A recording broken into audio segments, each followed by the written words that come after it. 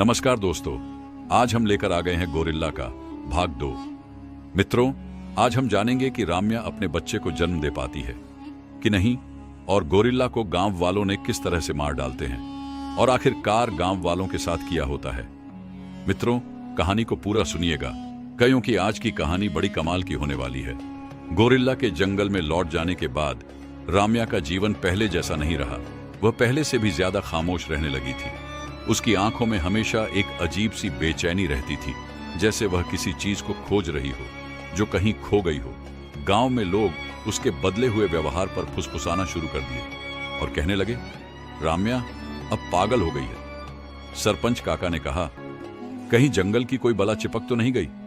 बुजुर्ग महिलाएं कानाफूसी करने लगी। राम्या की मां ने उससे कई बार पूछा, तू इतनी गुमसुम क्यों रहती है? क्या बात है राम्या?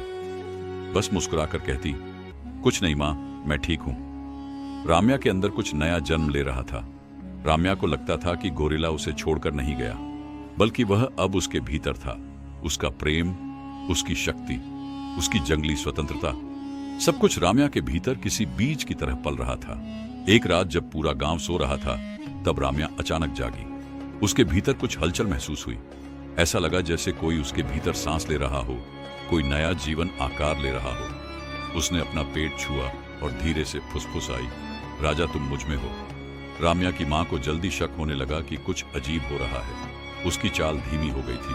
वह हर वक्त अपने पेट पर हाथ रखती थी। गांव की औरतें उसे शक की नजरों से देखने लगी। एक दिन सरपंच काका ने पूरे गांव को इकट्ठा किया और कहा, यह लड़की जंगल से लौटने के बाद बदल गई है। कोई अनहोनी हुई है। हम इसे ऐसे नहीं छोड़ सकते।